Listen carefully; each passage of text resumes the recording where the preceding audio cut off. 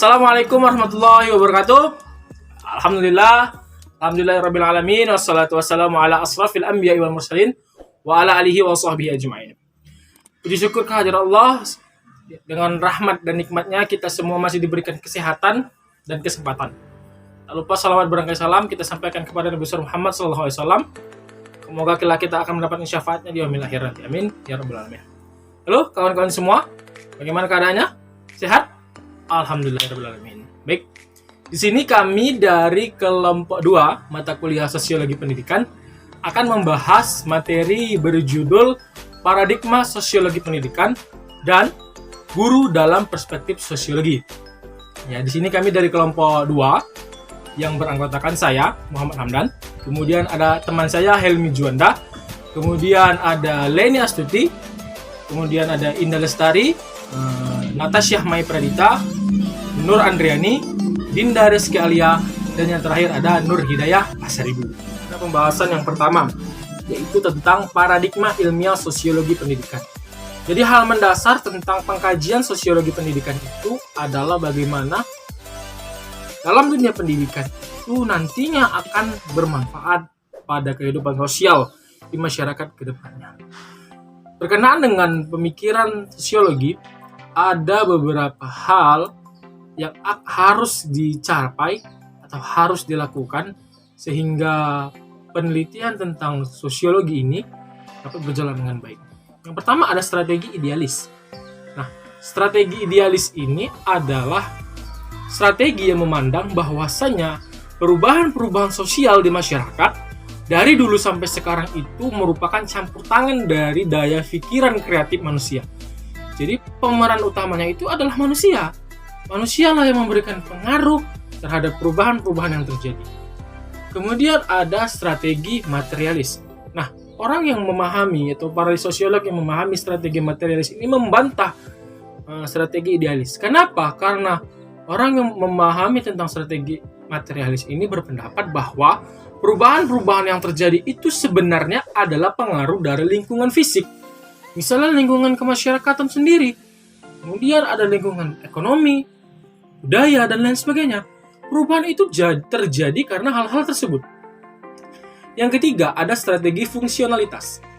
Fungsionalitas ini adalah satu strategi yang dikatakan sebagai teoritis. Dia berpandangan bahwa perubahan itu hakikatnya terjadi karena pola pikir kreatif manusia dan didukung oleh lingkungan fisik manusia itu sendiri gitu. Jadi penggabungan keduanya menjadi fungsionalisme. Kemudian ada strategi teoritis evolusioner.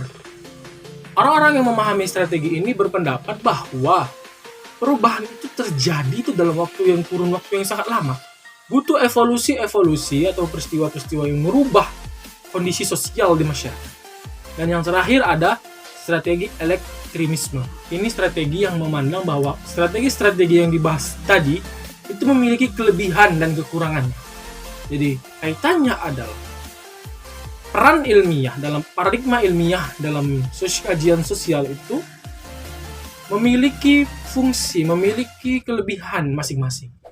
Jadi bagaimana kita memahami itu sebagai pemahaman kita adalah sebuah hal yang sangat penting dilakukan. Ada model-model analisis sosiologi pendidikan. Yang pertama itu model struktural fungsional, di mana model struktural fungsional ini menekankan atau memusatkan perhatian kepada integrasi sosial, stabilitas sosial, dan konsensus nilai. Jadi dia segala gejala-gejala sosial yang ada di masyarakat itu dikaitkan dia dengan persatuan tentang bagaimana stabilisasi di masyarakat dan lain sebagainya. Yang kedua, ada analisis model konflik, di mana fokus perhatian dari analisis ini adalah melihat atau meneliti bagaimana konflik-konflik atau pertentangan-pertentangan yang terjadi di masyarakat. Bagaimana kaum mayoritas dan minoritas itu saling bergesekan. Itulah model analisis yang kedua, di mana model ini akan memperhatikan hal-hal yang berkaitan serta hal-hal yang menyebabkan hal konflik itu terjadi dan apa dampak ke depannya. Nah, yang terakhir ada model analisis terbaru. Ini adalah model yang timbul akhir-akhir ini. Banyak macamnya kalau dalam dunia sosiologi pendidikan itu bisa berkaitan dengan misalnya penerimaan mahasiswa baru, kemudian dan sebagainya. Ada misalnya tidak sesuai antara materi pelajaran dengan kemampuan siswanya, itu akan dianalisis gejala-gejala sosial seperti ini. Nah, jadi ketika melakukan sebuah analisis sosiologi pendidikan, maka setidaknya 3 model ini dipakai gitu untuk menganalisisnya. Baik, kita akan lanjut ke materi yang kedua. Oke, kita akan masuk ke pembahasan kedua, guru dalam perspektif sosiologi.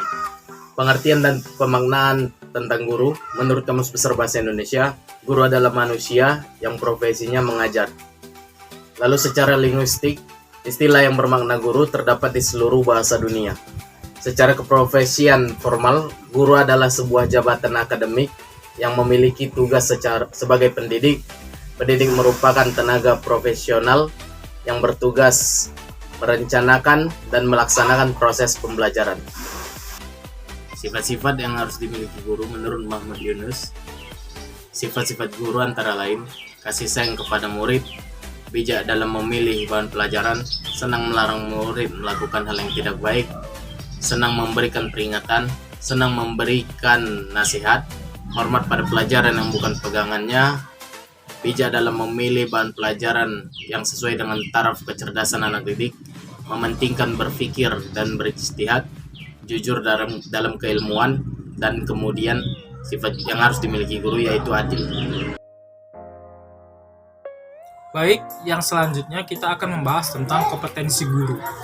Menurut perspektif kebijakan pendidikan nasional, pemerintah merumuskan setidaknya ada 4 kompetensi yang harus dimiliki oleh guru. Yang pertama yaitu kompetensi pedagogik. Kompetensi pedagogik adalah bagaimana cara seorang guru mengatur dan merencanakan pembelajaran di kelas sehingga siswa mampu diarahkan untuk memahami pembelajaran tersebut. Di sana terdapat adalah proses pembelajaran, materi, RPP, dan lain sebagainya. Ini bertujuan dan berfungsi agar siswa mampu mempelajari kelas dan bagaimana seorang guru menguasai lingkungan di kelas. Yang kedua, ada kompetensi kepribadian. Kompetensi kepribadian ini adalah kompetensi kepribadian yang dimiliki oleh guru. Baik itu mulai dari guru itu yang bersikap rendah hati, baik, kemudian guru itu adil terhadap siswanya, tidak pilih kasih, kemudian guru itu bertutur kata dengan baik, guru itu tidak berpakaian dengan rapi dan lain sebagainya. Adalah bagaimana seorang guru memiliki kepribadian yang baik. Nah, inilah yang dimaksud dengan kompetensi kepribadian. Yang ketiga adalah kompetensi sosial. Adalah bagaimana seorang guru merupakan bagian dari masyarakat. Nah, di sana terdapat guru itu harus mampu berkomunikasi secara lisan dan tulisan yang baik. Sehingga guru itu memberikan contoh kehidupan bermasyarakat yang baik kepada siswanya. Yang terakhir itu ada kompetensi keprofesionalan. Nah, kompetensi keprofesionalan ini berkaitan dengan bagaimana guru itu memahami materi pelajaran yang diampunya. Jadi, guru itu mengajarkan materi pembelajaran itu dengan baik. Nah, inilah profesional tersebut. Kemudian, apabila kiranya guru memiliki 4 kompetensi tersebut, maka guru itu bisa dikatakan sebagai guru yang profesional, guru yang baik, dan guru yang mampu mengajarkan peserta didiknya ke arah yang lebih baik ke depannya. Peranan guru. Secara umum, peranan guru di dalam dunia pendidikan itu dapat dikelompokkan menjadi 4 peranan. Yang pertama, peranan guru dalam proses belajar mengajar. Hal ini yang dalam proses belajar mengajar, guru merupakan demonstrator. Artinya, guru adalah yang mencontohkan materi pembelajaran itu kepada siswa. Kemudian ada pengelolaan materi pembelajaran. Guru juga sebagai mediator, artinya guru sebagai tempat siswa untuk bertanya, guru sebagai tempat siswa untuk mendapatkan pembelajaran, guru sebagai tempat siswa untuk mendapatkan ilmu. Kemudian guru itu sebagai fasilitator yang memfasilitasi siswa, bisa dalam proses diskusi, berdebat, kemudian tukar pikiran, dan lain sebagainya. Guru juga menjadi seorang evaluator, yaitu seorang yang mengevaluasi apabila siswa melakukan kesalahan. Misalnya dalam beberapa hal siswa itu tidak paham, nah guru yang mengevaluasi itu. Kemudian yang kedua itu ada peranan dalam pengadministrasian. Nah, ini misalnya kita mau melaksanakan ujian, guru berperan juga untuk dalam proses pengadministrasian sekolah. Yang ketiga, ada peranan guru sebagai dirinya pribadi. Secara pribadi, guru memang harus memiliki sifat atau kepribadian yang baik. Yang terakhir itu peranan guru secara psikologis. Nah, mental psikologis guru akan mempengaruhi bagaimana siswa belajar.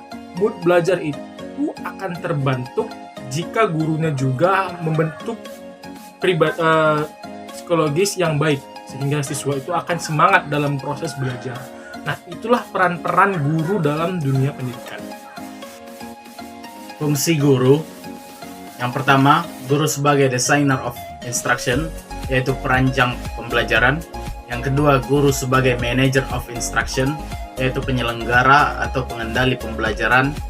Yang ketiga, guru sebagai evaluator of student learning, atau guru itu sebagai evaluasi kegiatan belajar siswa. Yang keempat, guru sebagai kedudukan terhormat. Yang kelima, guru sebagai profesi. Lalu ada pun yang keenam, guru sebagai status sosial. Hubungan peran dan kedudukan. Jadi, hubungan peran dan kedudukan guru itu adalah guru memiliki peran mengajar di kelas serta kedudukan yang ia dapatkan. Berbicara tentang kedudukan, ada dua kedudukan yang didapat oleh manusia. Yang pertama adalah kedudukan yang didapat berdasarkan bawaan sejak lahir.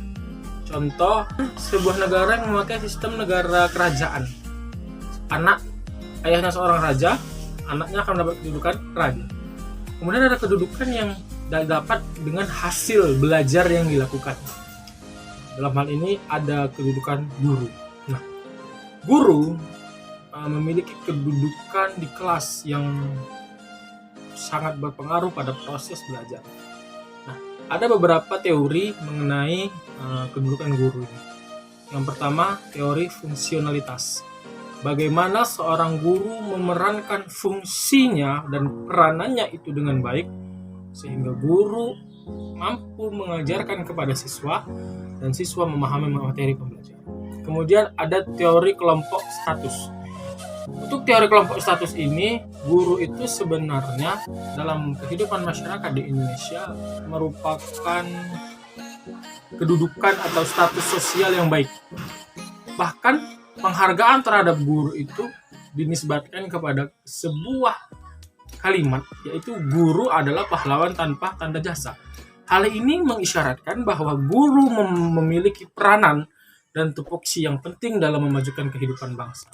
Sebagaimana yang diamanatkan dalam pembukaan dasar undang-undang demi mencerdaskan kehidupan bangsa. Nah, salah satu cara mencerdaskan kehidupan bangsa adalah melalui peranan dan fungsionalitas seorang guru. Yang terakhir ada teori sosiolog muslim. Nah, tokoh-tokoh Islam banyak mendefinisikan, banyak memberikan peranan besar terhadap seorang guru. Bagaimana kita itu mendapatkan pembelajaran, baik pembelajaran agama, pembelajaran yang lain turun ke bawah itu adalah guru yang mengajarkan. Jadi sangat riskan ya kalau kita lihat sekarang ini guru mendapatkan perlakuan yang semena-mena gitu.